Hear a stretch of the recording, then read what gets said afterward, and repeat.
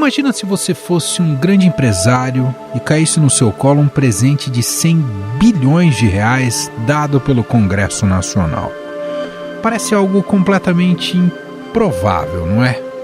Mas essa é uma realidade que pode acontecer aqui mesmo, no Brasil. O Centrão opera dentro do Legislativo para aprovar um projeto com este valor, vale lembrar, 100 bilhões de reais, para a construção de gasodutos pelo país. Você sabia que a Petrobras devolve para os poços quase metade do gás extraído do pré-sal? Isso acontece porque falta estrutura para transportar o gás retirado do fundo do mar. Um novo gasoduto promete diminuir o problema e ainda baratear o preço para o consumidor.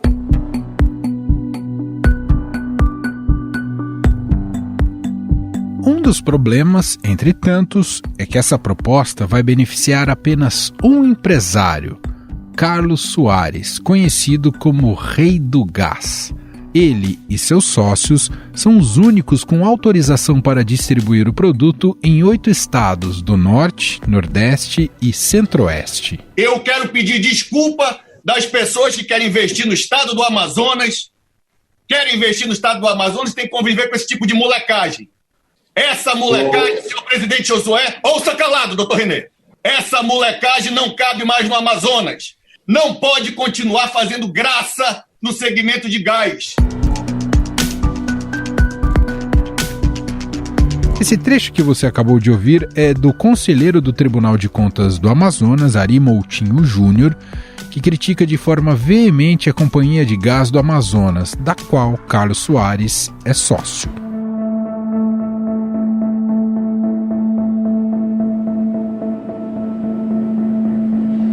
Desde 2015, já houve ao menos 10 tentativas de criar o fundo para bancar a rede de gasodutos, conhecido como Brasduto, por meio de projetos de lei e medidas provisórias. Nenhuma teve êxito. Desta vez, com lugar de destaque no governo de Jair Bolsonaro, o Centrão acredita que tem voto suficiente para concretizar o plano apelidado no meio político de Centrão Duto. Olha só, o Centrão é um nome pejorativo. Eu sou do Centrão, eu fui do PP metade do meu tempo, fui do PTB, né? Fui do então PFL, rotulado Centrão como algo pejorativo, algo danoso à nação, não tem nada a ver, eu nasci de lá.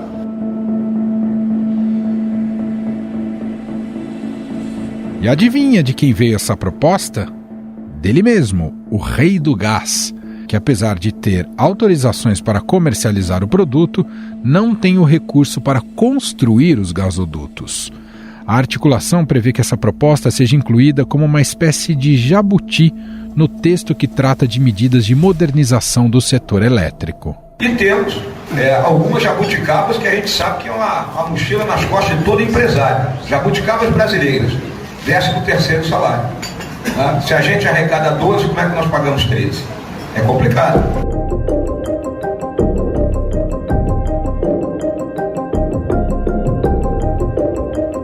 Durante a votação da urgência do projeto, a emenda surgiria no texto, sem uma análise prévia dos deputados.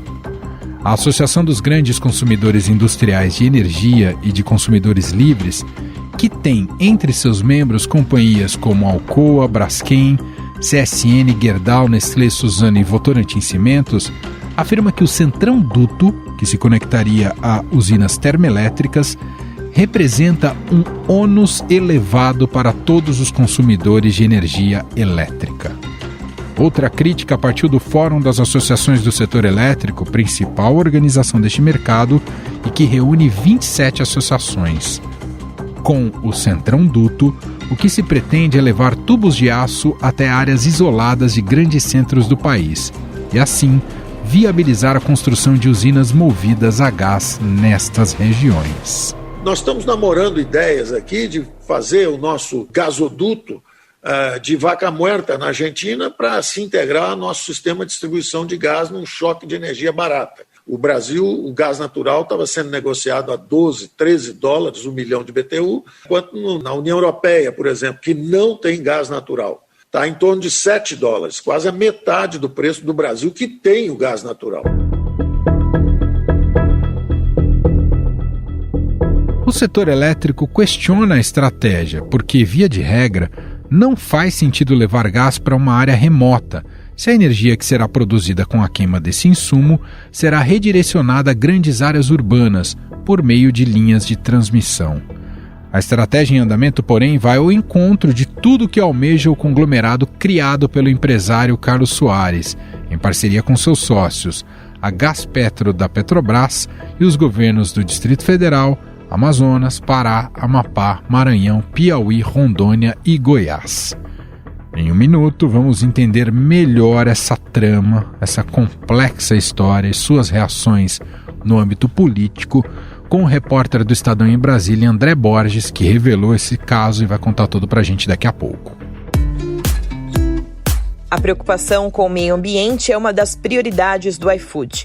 E a marca acredita que as empresas precisam assumir papéis além dos seus negócios para atuar com o propósito de resolver questões da sociedade. Desde o início da pandemia, quando se viu parte de um ecossistema que dependia da marca, a preocupação com o aumento na geração de embalagens e emissão de CO2 ficou mais latente. Por isso, assumiu os compromissos públicos de se tornar neutro na emissão de CO2 e acabar com a poluição plástica no delivery, ambas até 2025. Para isso, o iFood investe no reflorestamento e incentivo ao uso de modais não poluentes nas suas entregas, como moto elétrica, e-bike e bicicletas convencionais. Outra responsabilidade é no consumo consciente de plástico, para o qual o iFood investe no aumento da capacidade de reciclagem, apoio às cooperativas de reciclagem e ações para incentivar a redução no uso de plásticos junto aos clientes e restaurantes parceiros. Para saber mais sobre as iniciativas de preservar o meio ambiente do iFood e seu incentivo para outras empresas, acesse news.ifood.com.br. Estadão Notícias.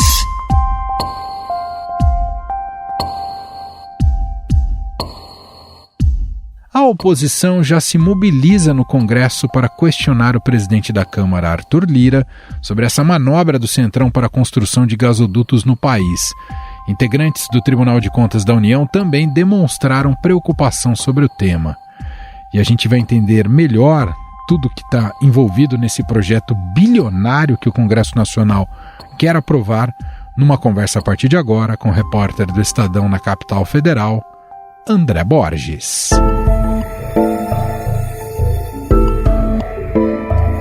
Olá, André, tudo bem? Tudo bem, Emanuel, como é que tá? Tudo bem. Bom, a gente te convocou hoje aqui para você compartilhar com a gente, compartilhar aqui com o nosso ouvinte um pouco mais dessa revelação importante de algo que ocorre no Legislativo e que tem anuência aí do Palácio do Planalto e do presidente Jair Bolsonaro sobre a construção desses gasodutos, né? E que foi apelidado aí jocosamente como o Centrão-duto. Por onde a gente pode começar essa história, André? Por onde a gente pode começar contando do que se trata?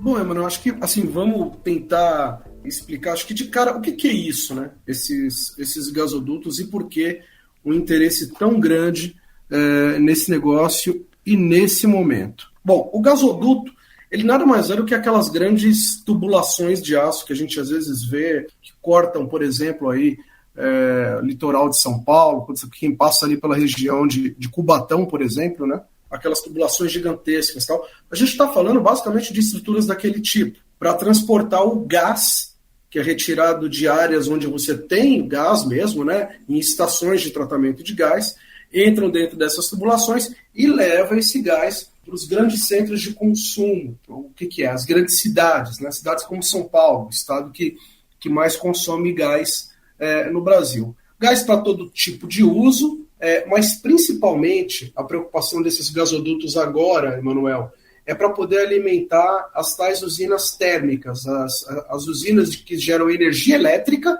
e que gera a partir da queima desse gás. É isso. Então, o que está acontecendo? Existe um projeto que está em andamento dentro do Congresso para que se reserve uma cifra exorbitante. Olha, eu nunca vi nada igual na área de infraestrutura, te confesso, que é uma área que eu acompanho aqui. A gente está falando de 100 bilhões de reais que se pretende tirar de recursos do pré-sal Esses recursos hoje do pré-sal, eles vão para dentro do Tesouro Nacional para honrar as contas públicas do governo. Parte dele também vai para a saúde e educação, né? Aquela destinação, tem um fundo social do pré-sal que manda dinheiro para a saúde e educação. Muito bem, o que se pretende agora é pegar esse valor de 100 bilhões de reais e colocar para financiar a obra de gasoduto no país. Falando assim, parece que é uma coisa muito boa até. Pô, bacana, vamos ampliar a malha para distribuir gás no país inteiro. O problema é como isso está sendo feito.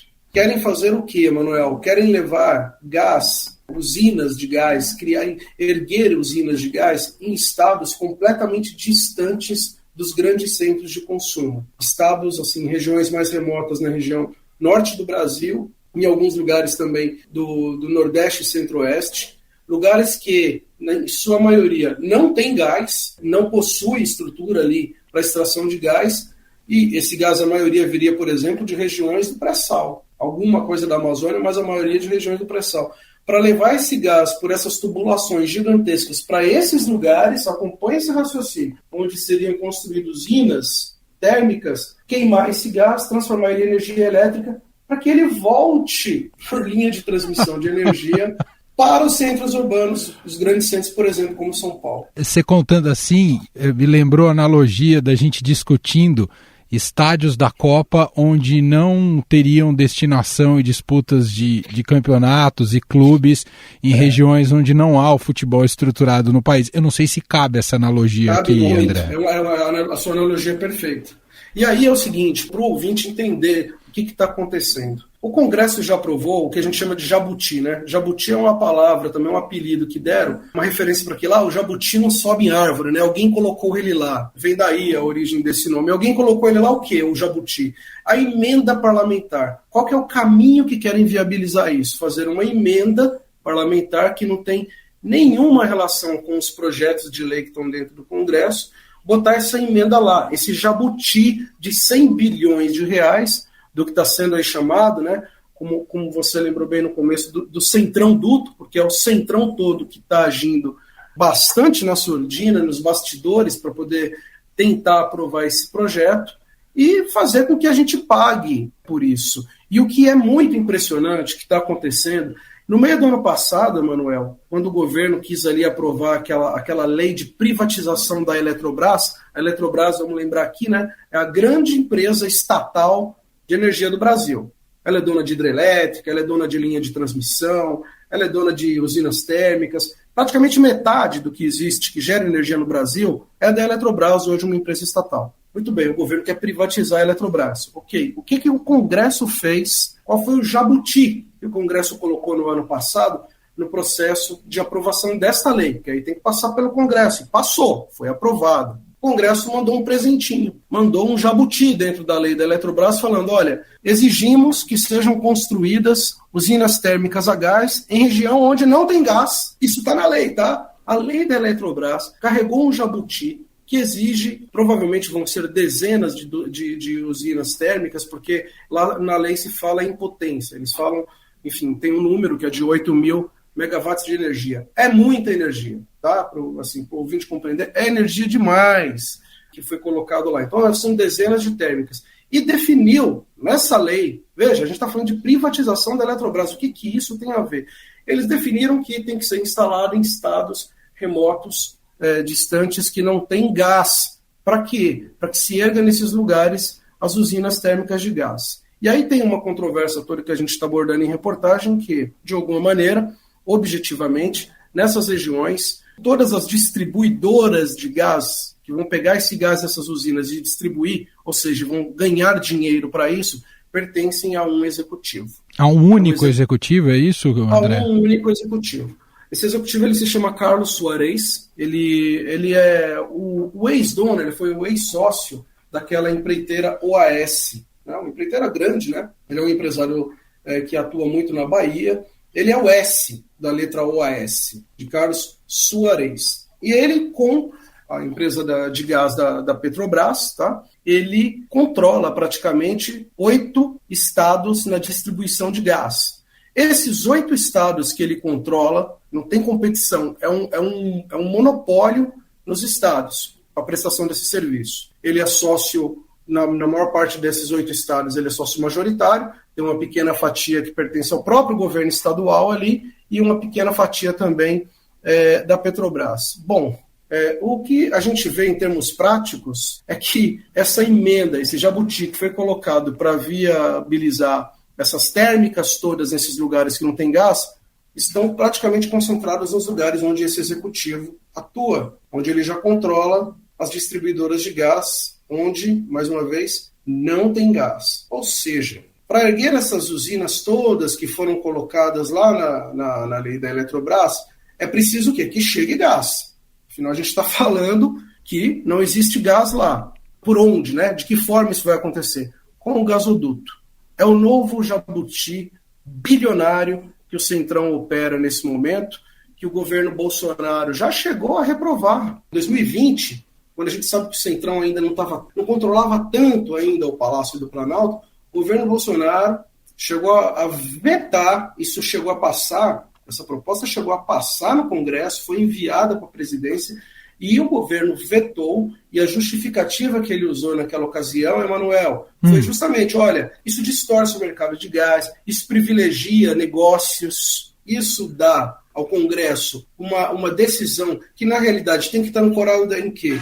Em estudos, se aquele lugar é o melhor, estudos técnicos, né? Sim. Por que é melhor? Vamos fazer um leilão e oferecer esses projetos, aí os empresários vão lá e entram, porque tem interesse em prestar aquele serviço que é concedido para ele e tal. Mas não, o que a gente viu, na realidade, nesse primeiro passo, foi o Congresso definindo a política de expansão elétrica do Brasil. Para uma matriz mais suja, que a gente está vendo a expansão aí que existe, por exemplo, das fontes solares, né? Sim. E das fontes eólicas, né? Esse ponto que você está levantando é muito importante. Além de tudo, estrategicamente, olhando para o futuro, é uma escolha que não condiz com as necessidades hoje ambientais que os países precisam privilegiar, não é, André? Olha, se você olhar, por onde você olha, vamos esquecer qualquer tipo de atuação política, e vamos olhar para isso que pretendem fazer, que o Congresso pretende empurrar, e é empurrar para o cidadão do país inteiro. Vamos olhar tecnicamente para isso e tentar justificar.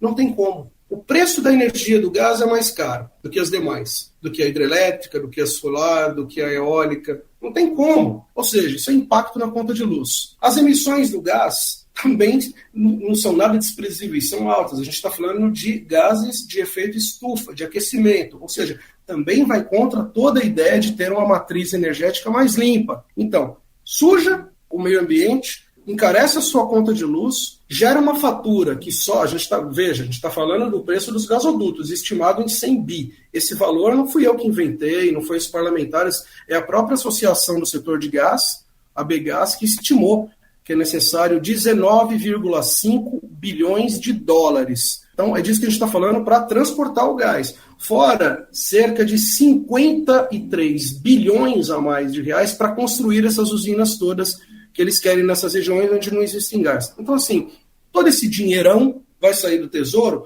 de alguma maneira, Emanuel, está saindo do seu bolso. Ou você vai pagar ele na conta de luz, como um consumidor de energia, ou você vai pagar como contribuinte. Bom, você relatou aqui para a gente que o governo Bolsonaro, portanto o executivo, já rejeitou um projeto como esse lá em 2020. E hoje, como é que o Bolsonaro se relaciona com esse tema? A gente sabe que ele entregou para o Centrão grande parte da administração da gestão do país, né? Deu essa musculatura para o Centrão. Mas em relação especificamente a esse projeto, Bolsonaro tem algum posicionamento? Mudou completamente de lado. Curto e grosso, foi bem isso. A apuração que a gente tem é que, alguns dias atrás, houve uma reunião de técnicos que acompanham esse tema, técnicos do Ministério de Minas e Energia e técnicos também no Ministério da Economia, que conversaram. E pessoas com quem eu conversei, que estiveram presentes, foram muito claras em dizer o seguinte, Emanuel, saíram do encontro com a sinalização de que o governo agora entende que é favorável a algum tipo de subsídio público, ou seja, de dinheiro público para poder bancar os gasodutos. E por quê? Porque ele já deu o primeiro passo. É esse que a gente acabou de falar aqui. O governo engoliu a construção obrigatória das térmicas nos lugares que não tem gás. Como ele já aprovou isso, e agora, no mês de março, ele inclusive publicou um decreto regulamentando mesmo já a construção dessas térmicas, para que esse processo avance, independentemente se vai ter privatização da Eletrobras ou não. Mas o governo, paralelamente, tratou de ir lá e publicar um decreto que regulamenta, ou seja, a obrigação de construção das térmicas. Mas como é que alguém vai construir térmica se o gás não chega lá, Emanuel? Então, agora, ele próprio ele não vê outra alternativa. Ele precisa, de alguma maneira, tentar viabilizar os gasodutos. E o tal Centrão-Duto, Brasduto, que está tramitando na Câmara, né, que se pretende agora apresentar também por um jabuti dentro de outro projeto de lei que tramita na Câmara, conta sim com o apoio do governo Bolsonaro. O fato é que o governo está absolutamente emparedado, e isso não significa ser vítima, não, porque ele trabalha junto com o Centrão, para de alguma maneira fazer com que isso avance, com que esses gasodutos tenham o apoio federal. E se não for por emenda, Emanuel, já se discute, inclusive, o próprio governo federal fazer uma medida provisória para, de alguma maneira, levar isso adiante. E reação da oposição, como é que está isso? Existe um ambiente para tentar derrubar? Claro que agora com a revelação que você trouxe para o país, né, com essas reportagens no Estadão, joga holofotes, né, para o absurdo dessa proposta. A oposição já está se organizando para tentar derrubar ou não, André? Está mobilizada. É um assunto aqui, é curioso, uma coisa desse tamanho, né, como envolve muitos interesses e tal, existe uma certa dificuldade das pessoas em falarem sobre esse assunto, muitos não querem comentar e tal, mas a oposição sim, com essa luz toda sobre esse problema, tem falado. Primeiro teve lá a questão da discussão da privatização da Eletrobras, com esse jabuti. Na época se falou disso, das térmicas e tal, mas o Centrão, com a força dele e a maioria dos votos, atropelou e aprovou. O que agora está vendo é uma mobilização para cobrar o presidente da Câmara, Arthur Lira. O presidente da Câmara, ele sinaliza a interlocutores dele que ele é favorável, não exatamente nos termos em que agora está se propondo, mas que haja, sim, a tramitação para que isso avance. A oposição está prometendo muito bastante. A gente já viu alguns deputados falando na tribuna, estão reagindo, vão cobrar a presidência da Câmara sobre isso, para tentar evitar. Para quem apoia esse tipo de projeto, seria uma derrota cachapante, porque se não tem gasoduto, Emanuel, não viabiliza as usinas todas que eles conseguiram aprovar obrigatoriamente para aquelas regiões. Não adianta querer fazer usina se o gás não chega lá. E impressiona também, a outra ponta dessa história é o poder e a influência do Carlos Soares junto à classe política e ao governo, não é, André? A gente tentou falar com esse empresário em algumas ocasiões, não conseguimos retorno. Impressiona bastante, né? Ele é uma pessoa que tem uma postura muito discreta, ele não é uma pessoa que você vê em reuniões, em encontros, em agendas com políticos publicamente, você não... mal encontra uma fotografia dele e tal, uma pessoa que tem uma atuação muito discreta, mas é uma pessoa bastante forte, poderosa, que cresceu muito nesse setor aí de distribuição, né? A gente está falando de controlar boa parte, né, de 8 estados do Brasil, onde ele tem essa participação forte na distribuição de gás, que, como eu disse, um serviço centralizado, um serviço que é um monopólio. Qualquer coisa de gás que vai funcionar dentro do estado, não interessa, tem que pagar ali uma participação para as empresas onde ele atua. Hoje, dessas 8, a gente sabe que 2 estados, Maranhão, o Amazonas, já tem algumas operações, mas as demais não existe, porque o gás não está lá, não tem térmicas a gás. Então, como é que essas distribuidoras se remuneram? Se tiver as térmicas a gás. Tá, e como é que faz para ter as térmicas a gás? Aí vem tudo isso aqui que a gente conversou, que está acontecendo, Emanuel. Perfeito. Você foi muito claro aqui para a gente. Quer dizer, existe um erro inicial da privatização da Eletrobras e essa exigência da construção dessas termoelétricas, mesmo em regiões onde não se justifica, e agora o gasoduto vira como um elemento de pressão tanto para viabilizar essas termoelétricas, quanto pelo próprio aporte em cima desse gasoduto, tecnicamente também num projeto que não para de pé e gastando dinheiro público sem qualquer base sustentada para utilizá-lo. É impressionante, André, entender essa trama toda. É uma trama, eu acho que você descreve bem, assim, é uma história complexa, mas que quando a gente entra nela, né, você vai percebendo os fios das coisas, assim, realmente é muito curioso o que acontece. A Eletrobras, se decidiram ou não, o governo, o Congresso, privatizar a Eletrobras, é um tema. Tem pessoas que são favoráveis, né, Manuel? Tem pessoas que são contra. Ok, aí é outra coisa. Agora, querer usar isso, né, colocar ali dentro uma contra-oferta, assim, isso passa desde que você, governo, também não vete a construção dessas usinas térmicas aqui que nós, Congresso, estamos colocando a fórceps para o Brasil. Ninguém perguntou para os órgãos técnicos se precisa ter essas usinas nesses lugares. Qual é o custo na conta de luz, o custo para o cidadão? Nada. Zero, Emanuel. Todo mundo do setor elétrico com quem eu conversei, órgãos inclusive federais, o preço disso é exorbitante e tal, sabe? Se manifestou sobre isso. Não é só gente que tenha outro interesse. A gente está falando de decisões realmente que são tomadas a partir de critérios técnicos, que é assim que tem que ser. Quando você tem um Congresso querendo decidir os rumos do crescimento, da expansão, né, energética do país, aí você está tendo, acho que assim, por ironia, né, me desculpa o trocadilho, mas é um apagão, né? Sim. Você está tendo um apagão técnico do setor elétrico. Muito bem. André Borges, repórter do Estadão em Brasília, vem apurando essa trama e esse caso e gentilmente aqui conversou com a gente para a gente entender um pouco mais, jogar luz sobre mais um escândalo que passa durante o governo Bolsonaro e agora nessa coalizão com o Centrão ali no Legislativo, e vamos acompanhar sem dúvida nenhuma de perto, porque a sociedade civil não pode ficar distante de temas tão relevantes como essa, porque no final das contas trata do próprio dinheiro dessa sociedade. Obrigado, viu, André? Prazer demais falar contigo, obrigado a você e um abraço também aos ouvintes aí que acompanham a gente. Estadão Notícias. Este foi o Estadão Notícias de hoje, quinta-feira, 12 de maio de 2022. A apresentação foi minha, Emanuel Bonfim. Na produção, edição e roteiro, Gustavo Lopes, Jefferson Perleberg e Ana Paula Niederauer. A montagem é de Moacir Biasi. Escreva pra gente no podcast @estadão.com. Um abraço pra você e até mais.